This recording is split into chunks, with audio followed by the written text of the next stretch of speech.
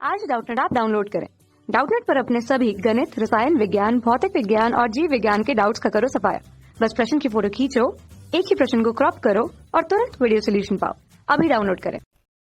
प्रश्न दिया गया है कि सूत्री विभाजन को केंद्रक विभाजन की कितनी अवस्थाओं में या फिर खालिस्तान छोड़ दिया कि कितनी अवस्थाओं में विभाजित किया गया है।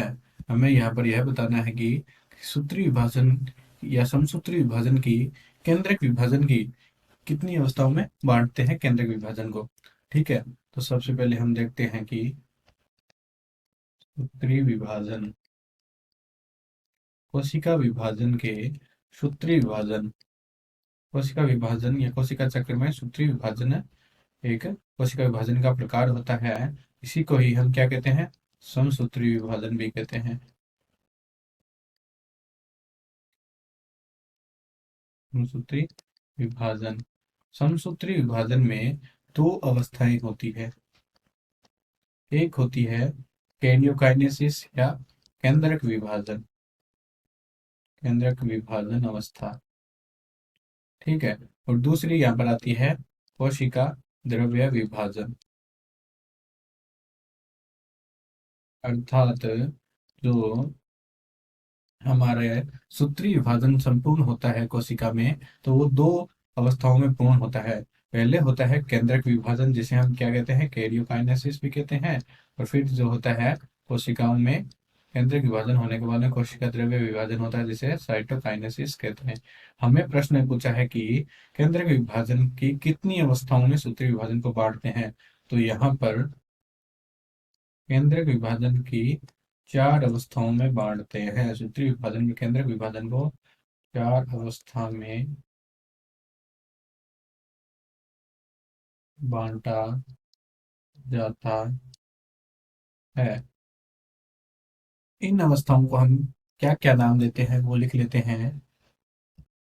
पहली जो शुरुआत में पहली अवस्था इसमें आती है केंद्रक विभाजन की सूत्री विभाजन में, उसे हम कहते हैं पूर्वावस्था, पूर्वावस्था। ठीक है, दूसरी जो आती है उसको कहा जाता है मध्यावस्था। फिर केंद्रक विभाजन की जो तीसरी अवस्था आती है उसको कहते हैं पश्चावस्था। और अंतिम और चौथी जो अवस्था आती है उसे कहते हैं अंत्यावस्था। ठीक है, ये इनके हिंदी नाम हो गए। इनको इंग्लिश में भी हम इस प्रकार से देख सकते हैं। इसको कहते हैं पूर्वावस्था को कहते हैं प्रोफेज अवस्था, मध्य अवस्था को मेटाफेज और पश्चावस्था को एनाफेज और अंत्यावस्था को हम कहते हैं टीलोफेज। अब जो ये केंद्रक विभाजन समाप्त हो जाता है टीलोफेज अवस्था के बाद में, उसके बाद में पादप या किसी भी कोशिका में कोशिका द्रव्य विभाजन शुरू होता है। और यह कोशिका द्रव्य विभाजन की भी 2 विधियां पाई जाती है। पहली होती है कोशिका हांस विधि और दूसरी जो होती है हमारी कोशिका पट्ट विधि, कोशिका पट्टी विधि। इस प्रकार हम देख सकते हैं कि हमें जो प्रश्न में पूछा गया था कि सूत्री विभाजन को केंद्रक विभाजन की खालिस्तान अवस्था में विभाजित किया गया है, तो यहाँ पर आ जाएगा हमारा उत्तर 4 अवस्थाओं में विभाजित किया गया है।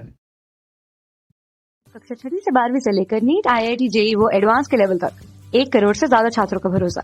आज ही डाउनलोड करें डाउटनेट ऐप या व्हाट्सएप करें अपने सारे डाउट्स 8400 400 400 पर।